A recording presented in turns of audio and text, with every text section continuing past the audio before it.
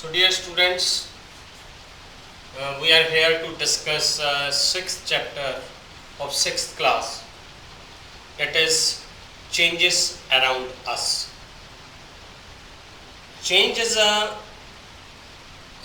habit of everything, whatever is happening in our life. Since the time we born, at the time of birth, we were just a small sized kid, but later on time passes, we converted into a young one, then we achieve different states of our life, we become adult, and finally we become in old ages. So it's a simple change in the life cycle of a human being. Similarly, so many materials are there, so many substances are there which tend to change. And in this chapter, we are just going to discuss only one kind of change, that is reversible and irreversible changes. So regarding that, first of all, I am giving you few of the another examples, whatever you observed in your life cycle. You have seen the color of the crops when they were sown in the field, and in the earlier stages they were in green in color. Take the case of a wheat, and as it comes nearer to the time when there should be the cultivation of crops, it converted into a yellowish color. It's one sort of change. Why that yellowish color appear in that? Due to loss of water in that plant, and it was the time when the crop that's fully developed to cultivate. Similarly, another change, you have seen the color of leaves, that they are green in color when these leaves are attached with the tree, but when it shed from the tree, you see with the time its color changes from green to brown. It's also one of the change. So many changes in our body. We see our nails increasing, and we cut it simultaneously at a regular interval. It's one kind of change. And so many other, where our hairs increases with time, we cut it. It is one kind of change, because the size changing, the length of the hairs changing. That's also one kind of change. And similarly, we gain a weight with a heavy fatty dose, and in the childhood we have a very small size, as well as we were thin, but as we grow old, our body lengthens, as well as our body get a vein, it attain a weight. So now we are going to study about this topic, that is, can all changes always be reversed? Mean, can we change that changes, or the state of change it remain balanced? We have a few of the activities in this, and that activities we have to perform. These activities also they are also present in our book, like the first activity of a balloon. In that activity we have to take one balloon, and we have to blow air in this, and its size increases. Initially it was simply a small sized balloon, but as we blow the air in this, its size increases. So it is one kind of change, because change in size is there. Similarly, another activity is there, second activity, that is belonging to make a paper plane from a paper. Uh, you used to play with each other also regarding this activity, that make a paper plane and you kept on flying it in the air. You play it also.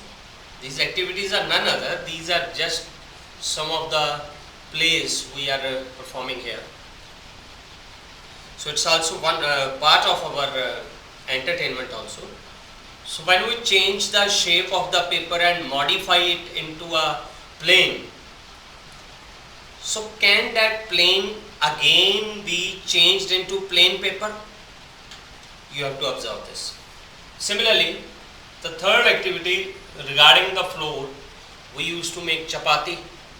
Our mother make a very delicious roti for us in the kitchen. And when that floor, adding water to the floor, and we can convert it into different shapes. We can modify it in peda, and that peda is modified to make a roti.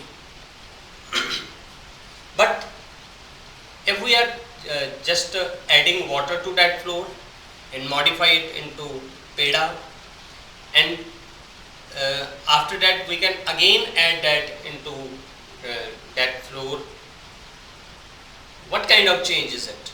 Not making a roti before that. Similarly, another activity, pricking needle into balloon. We have a balloon, simply we blow air in it and then after we are pricking a needle or pen or pencil in that balloon. That balloon burst. And see your observation. Then cutting paper to a plane. Like we have one paper and cut in that,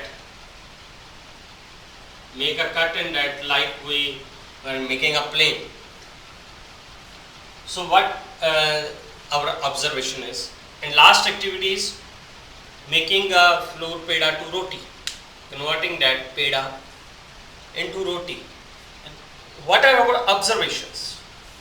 Our observations are that in first three activities, like in balloon, when we blow air in this, and we can get back in its original state, keeping the air out of the balloon. Balloon will come to its original state again. That change is what? That is a reversible change, in which initial stage of the object we can attain it again. That change is called a reversible change. Similarly, we have modified that paper into a plane, and can we change that plane again into a paper? Yes, it is also one of the reversible change, because it can be reversed into its original state. Similarly, third, floor making adding water to the floor and mashing that, and after that we are just converting into a peda. Again add that peda into that floor and we can get that again into the same form. That is also one of the reversible change. So in first of the three activities, like activity 1 of balloon, activity 2 of paper to paper plane, and paper plane again to paper, and then floor to peda and peda again into floor box. So all these three changes, they are reversible changes because they can be reversed into its initial state. But another, pricking needle in a balloon, we cannot again blow air into the balloon. If we are again blowing air into the balloon, but it is not coming into expanded state. Similarly, cutting paper to make a plane, we can only get this plane, but we cannot get the paper again because we have cut the paper. We cannot get the paper in its original states it was in real. Similarly, floor peda to make roti, from that roti we cannot make the floor again. So all these changes, last three activities we performed, in all these three activities, the changes irreversible, because we are not able to get its initial stage back. So these are the reversible and irreversible changes and some of their activities we perform. Now we have given one table in the book. What you have to do, you just have to analyze that whether that is a reversible change or irreversible change. You have to mention yes or no in that activity. So that is very important. You can gain a knowledge about this part of the chapter what we studied here. Now coming to another topic, that is, could there be other way to bring a change? Could there be other way to bring a change? So here we have seen so many instruments using in our daily life that are showing reversible change or irreversible change in their lifespan. Like we know some of the agriculture tools that are made up of iron. How these agriculture tools are made from the iron? By heating the iron, and when that iron piece become red hot, then it is hammered to modify in different shapes, and that different shapes that may be in various agriculture tools we are using to plough, etc. So it's one of the way to bring a change in that keeping that iron red hot. Some iron blades are made, and these iron blades are also made by keeping this iron piece red hot and hammering that into various shapes. What happens in old ages, when the time of early man was there, they don't have this iron or iron tools. They modify the stones into various shapes by hammering the stone, stone with another stone, and that's how they can they were used to make their tools, whether they are for hunting or agriculture purposes. So nowadays many of the agriculture tools that are made up of iron, they are being used, and all these they are formed by one of the reversible change. And reversible change is that red hot iron, it can be converted into various shapes to make that agriculture tools, and when that agriculture tools they waste, their waste is again heated to become it red hot, and they are again modified into iron, and that iron is again modified to make agriculture tools. So that's one of the reversible change. Who did this reversible change? We did this reversible change. And similarly, you have seen that wheel. You have seen that wooden wheel. What's there? Around wooden wheel, most of the people used to wear iron rim. Why he used to wear iron rim here? So that to increase the life of this wheel. And how this iron rim that can be put over here, put outside the wheel by heating that iron rim. By heating, it can be expanded easily, and with that expansion they can be fitted over this wooden wheel, and then after on cooling they become exactly fit, and as much fit that we cannot keep it out. So that's one of the way, one of the reversible change of iron is there. So many another activities we are performing this. We know about water. When we heat the water, it converts into water vapor, and when we cool the water vapor, it again converts to water. And cooling water means freezing, it converts into ice, and heating ice, we can again get that water. So these are changes, but these changes are also reversible changes. So we can do these reversible changes. So many another are there. Now I am coming to the activity 7, that belongs to candle activity. What you have to do? You just ignite one of the candle and wait for 2-3 minutes. What will you observe? You will observe that the candle, the wax of the candle, it melt,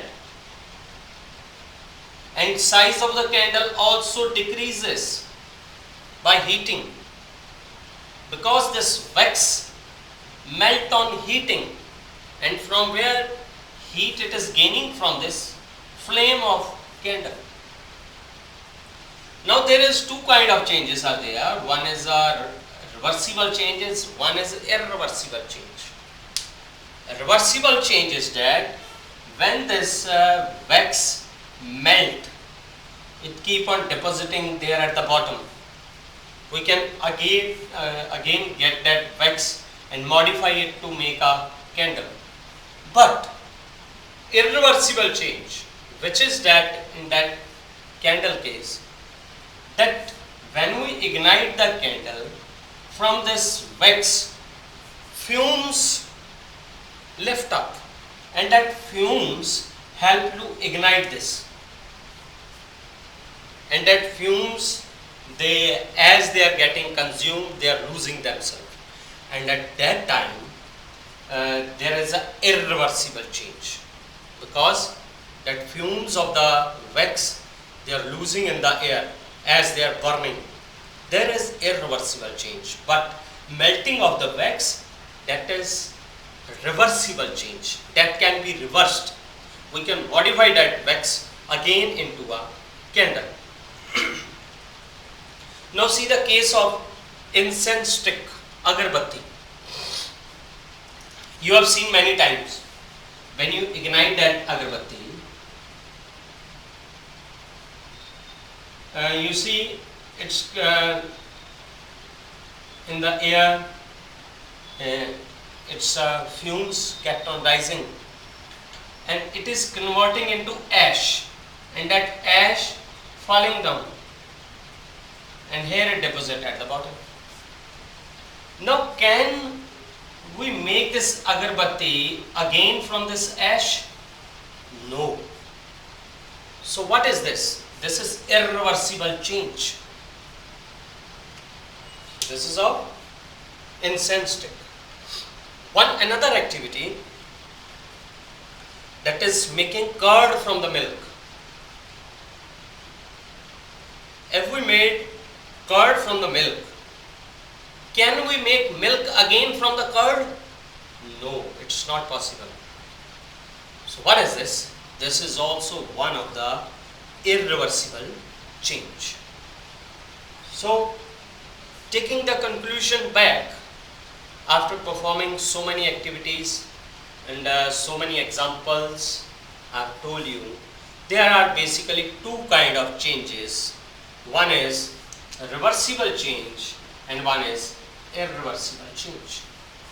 So defining reversible change, I have already told you, when we can get the initial product back into its original state, that change is called reversible change.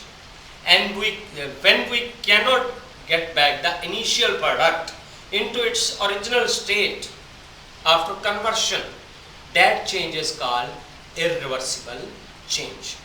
Now we have a few questions regarding this.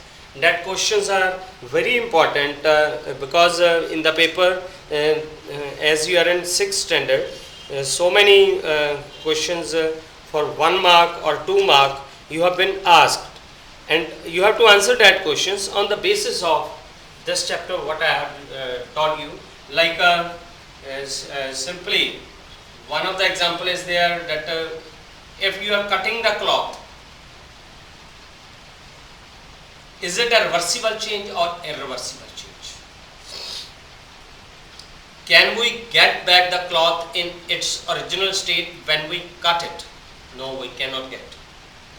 This cannot be fully reversible. Similarly, one of the example is there that you are playing with one toy that was made up of glass, etc. It fell down and it broken into pieces. Can we get that toy in its original state again? No, that's also not possible. So that's one of the irreversible change, we can say it. Similarly, we have given one table in that exercise part. In that table you have to answer that can it be reversed or not, like cutting wood into several wooden pieces. Can it be reversed? No. Similarly, melting of ice, can it be reversed? Yes, it can be reversed, because how ice cream is formed, freezing of the milk, and we are heating the milk, again it converted to milk, and that milk again by freezing converted into ice cream. Can be possible, it is possible, it is reversible change. So some other are also there. So one of the question is there, can you if you are when you are cutting any substance like wood or a paper, so what kind of change is it? It's irreversible change. We cannot reverse it into original state. So you have to give few of the examples and definition of reversible and irreversible change also. That question is also in there in your exercise part. And one question is there, when you have a broken arm or broken leg, you went to a doctor did a plaster here, and from which products he do plaster, can he get that products back in its original state? No. It's also one of the irreversible change, because he made this plaster with the help of POP, and POP, when water added to POP, it become to gypsum, that is one of the hardest substance. We cannot get back that POP from the gypsum. Similarly, another question is there that you have kept cement out, and suddenly there was a rain, and that cement converted into hardest substance. Can we get back same state of cement back from that hardest substance formed? No. That is also one of the irreversible change. So I have told you several questions and several activities about this chapter, and try to follow all the concepts regarding the changes around us. Thank you. Have a nice day.